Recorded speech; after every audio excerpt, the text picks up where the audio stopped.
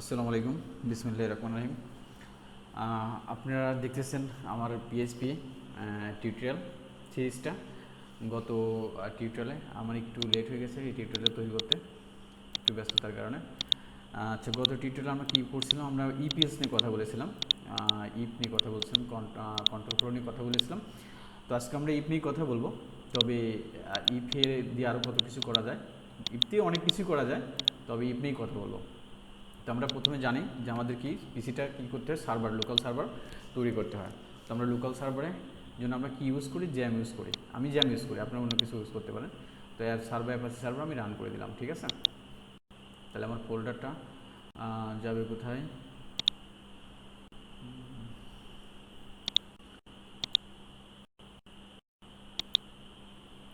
তো আমরা কি কোথায় আছে, সি ড্রাইভে যায়, জ্যাম্পের ভিতরে htdocs PHP টিউটোরিয়াল, ঠিক আছে। তাহলে আমি এটা কী করি, ভিজুয়াল ওপেন করি। ওকে, ফাইন। তো আমরা এটা রান করি। আমাদের রান করার জন্য কি আছে? আমাদের রান করার জন্য ব্রাউজারে যেতে হবে। ব্রাউজারে গেলাম, লোকাল হোস্ট দিয়ে কি দিতে হবে? পিএইচপি, ফোল্ডার নাম কি আছে? পিএইচপি টিউটোরিয়াল, তাই তো? আচ্ছা, রান হয়ে গেছে। ওকে, ফাইন। আচ্ছা, এখন আমাদের এটা দরকার না, আমরা এই ক্লাসে শিখবো ইফ এলসিফ শিখবো। আচ্ছা, ইফ এলসিফ শিখবো। তো ইফ এলসিফ কি? সাপোজ মনে করেন আপনি জুতা কিনতে গেছেন, তো জুতার সাইজ, মনে করেন সাইজ মেটার না, মানে সাইজ বাদ দেন, যে সাইজ কত লাগবে এটা না। তো আপনি জুতা কিনতে যেয়ে আপনি একটা জুতা নিলেন, নিয়ে পায়ের সাথে ফিট করতে গেলেন। তো আপনি জুতাটা, আমাদের ইপিল ছিল যে জুতা পায়ে যদি ফিট হয় তাহলে নিলেন, আর না হলে কি বাদ, ওটা ক্যান্সেল, নিলেন না।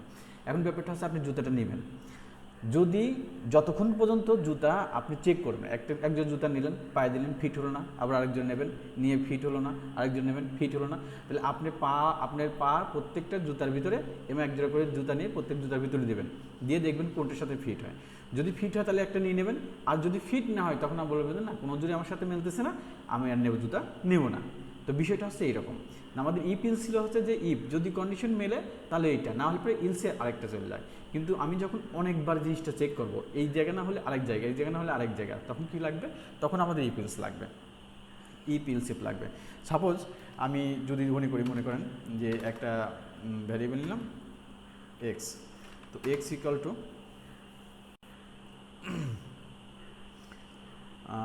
আমি এটা নেই, মনে করেন ডলার, আমি মার্ক নিই, মার্কস, ঠিক আছে। মার্কস নিলাম, মার্কসের আমরা দিলাম মনে করেন যে 75, না 75 দিন, 65 দিলাম। ওকে, ফাইন। এখন আমি মার্কটা দেখবো আসলে কোন গ্রেড পাইছে, সে কোন গ্রেড পাইছে। তাহলে আমরা কি দেখি, যে ইফ যদি মার্কসটা ডলার মার্কস কী থেকে বড় হয়, তো আমরা জানি হলো কি, যে মার্কস যদি এ প্লাস পার কন্ডিশন কি, যে কি হতে হবে, 80 সমান হতে হবে, অথবা কি এবং কি 100 থেকে ছোট হতে হবে। মানে মার্কটা 80 বড় হতে হবে এবং 100 থেকে ছোট হতে হবে, এই দুইটা কন্ডিশনে থাকতে হবে। তাহলে আমরা অ্যান্ড অপারেটর মানে কি, এই কন্ডিশনে ট্রু, এই কন্ডিশনে ট্রু। তাহলে যদি মার্কটা আমার 80 সমান অথবা 80 থেকে বড় হয় এবং 100 সমান অথবা 100 ছোট হয়, তাহলে আমি বলবো যে, তাহলে একটা আমি একটা দিই যে ডলার রেজাল্ট, রেজাল্ট নামে একটা ভেরিয়েবল নিলাম, ঠিক আছে। তো নিয়ে আমি ওকে বললাম যে রেজাল্টের ভিতরে কী রাখি, dollar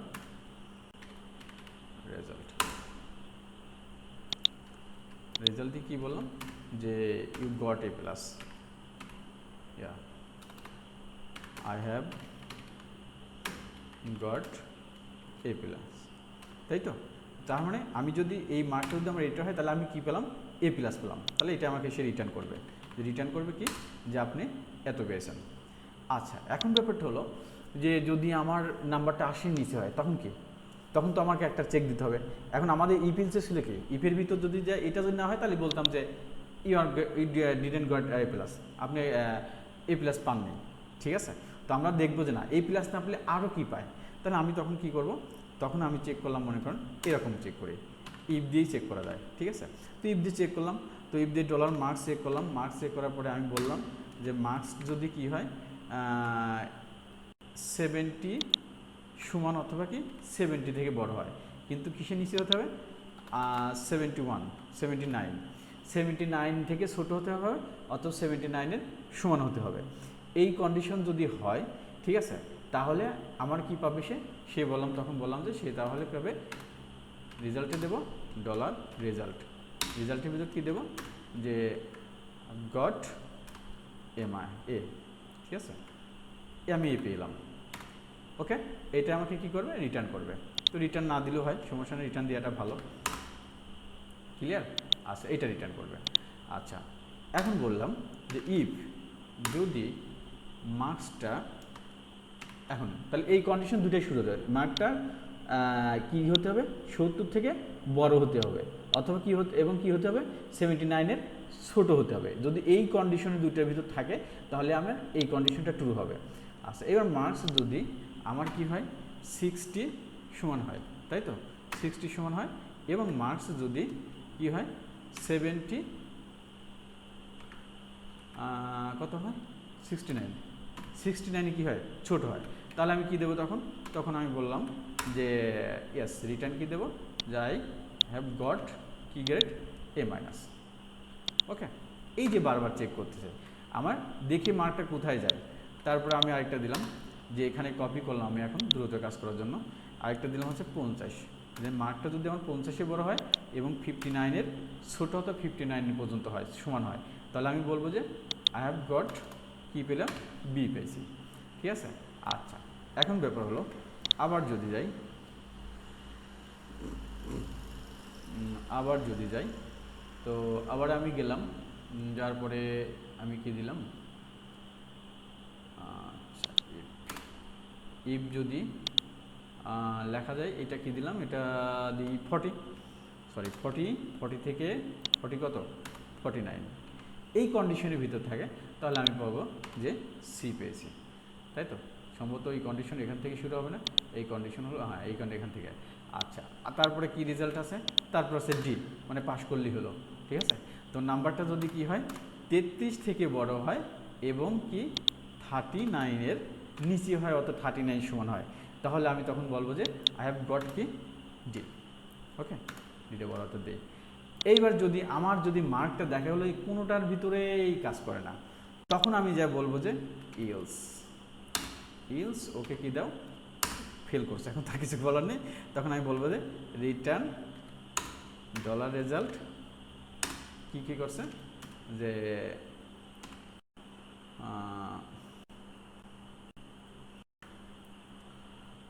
I've got F grade পেয়েছি, ঠিক আছে। ওকে, আচ্ছা, তাহলে দেখেন আমরা এখন কি করি চেক করি, তাহলে এটা আমরা রান করি। আচ্ছা, এখন তাহলে তো একটা মেসেজ আসবে, তাই না। তো ইকো আমি কি করব যে ইকো দিয়ে বলবো যে ডলার কাকে প্রিন্ট করে শো করবো রেজাল্টকে সমান, রেজাল্টের মধ্যে যেটা আসবে সেটাই শো করাবো। তাহলে আমরা দেখি এখন আমরা কত পাইছি, আমরা এটা রান করি বলি আচ্ছা আসেনি, কেন আসেনি রিটার্ন রেজাল্ট 65 মার্ক হলো 60 থেকে বড় এবং 69 ছোট, তাহলে আমার কত আসার কথা ছিল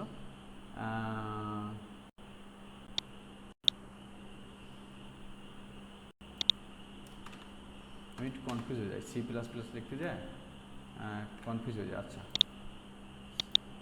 আচ্ছা কোনো কাজ করতেছে না তাই তো।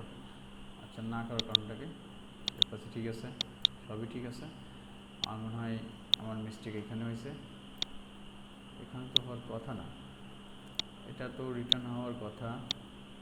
আচ্ছা,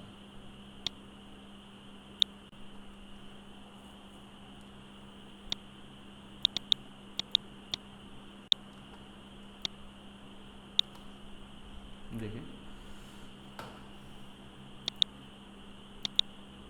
আচ্ছা, এটা C++ প্রোগ্রাম করতে তো এটা চলে আসছে, এখানে রিটার্ন নেই, রিটার্ন হচ্ছে ফাংশনে কাজ করবে।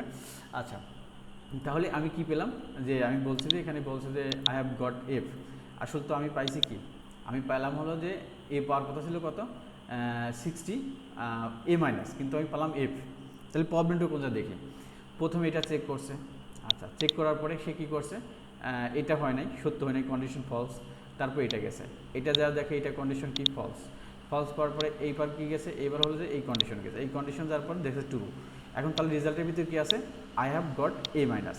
তো এ মাইনাস আসলে পরে তাহলে তো আমার তো দৃষ্টি এখান থেকেই শেষ হওয়ার কথা ছিল না, ও কী করছে আবার এইটাই গেছে, এটা যে তখন দেখছে কি যে আই হ্যাভ গট কি এ, তখন এই কন্ডিশন কি ফলস, ফলস এর ভিতর যায় নাই, এই কন্ডিশন কি ফলস, এর ভিতরেও যায় নাই, এই কন্ডিশন কি ফলস।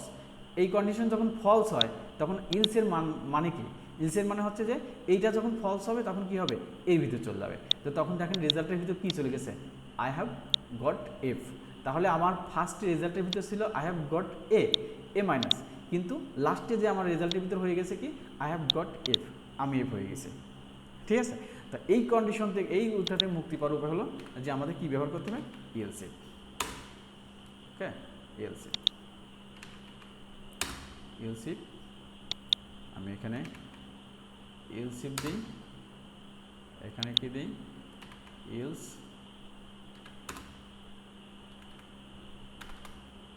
এলসিফ, এটা এলসিফ। ঠিক আছে, এইবার দেখেন আমরা কিন্তু এ মানে সি পাবো এবার, ঠিক আছে না।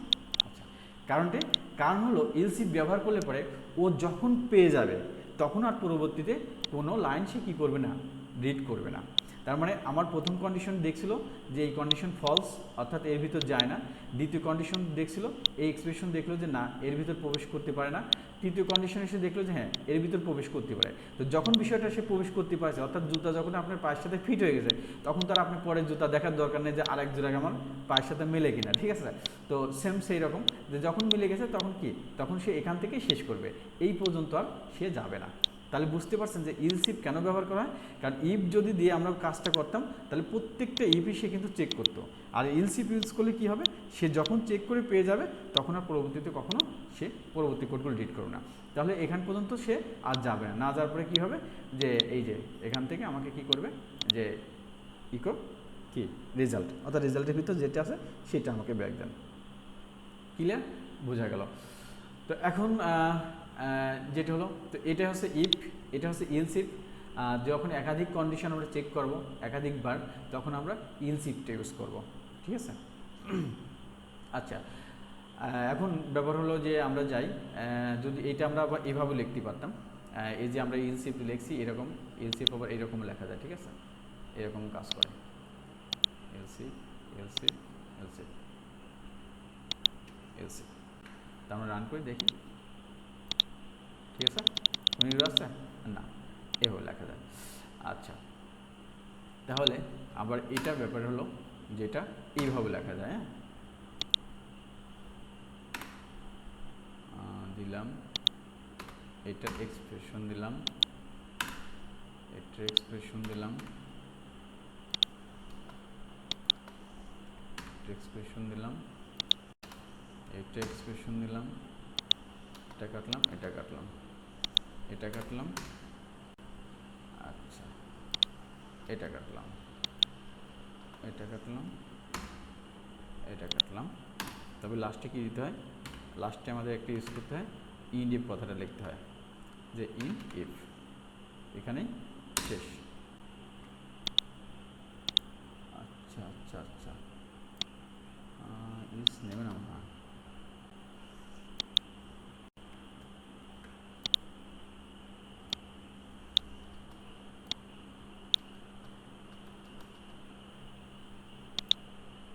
সবই তো ঠিকই ছিল। তো এরকম কাজ করা যায় মেবি। আচ্ছা দেখি আমাদের এখানে ভুল হচ্ছে, এখানে কি ভুল আসছে, বলছে যে unexpected in if, first time বাদ দিলাম। আচ্ছা ঠিক আছে, বাদ দিলে কাজ হবে না, ও কি ধরবে, এখানেই ধরে রাখছে।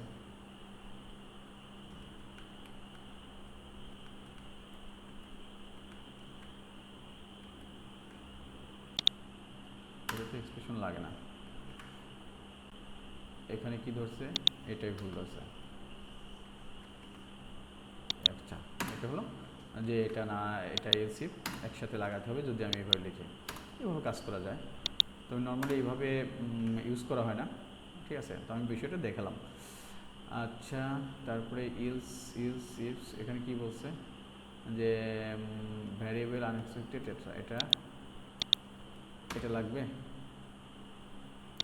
আচ্ছা, তারপরে এটা দরকার নেই, তবু তোমার এরর আসে। আচ্ছা, এরর দেখি কি আসে।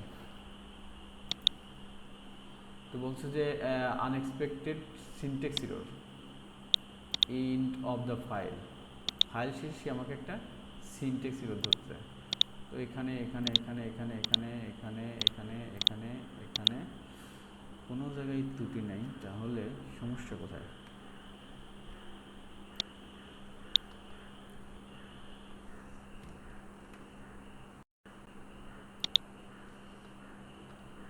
এইভাবে তো ইউজ করা যেত।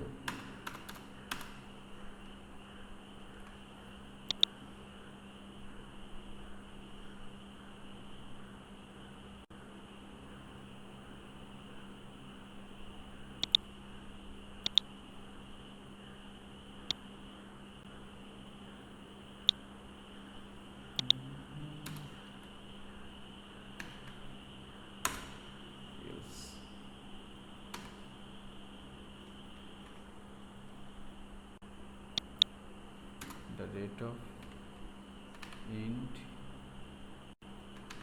if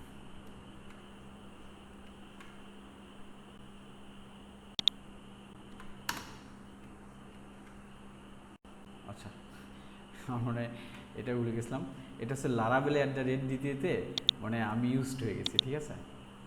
তো এবারে আমরা দেখি যে এখানে কি রেজাল্ট আসতেছে।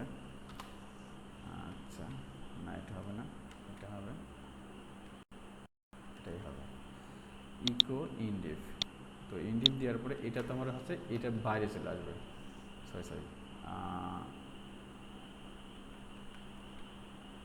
সরি এখানে তো হবে কি, রেজাল্ট হচ্ছে হবে এফ, তাই তো, এফ হবে।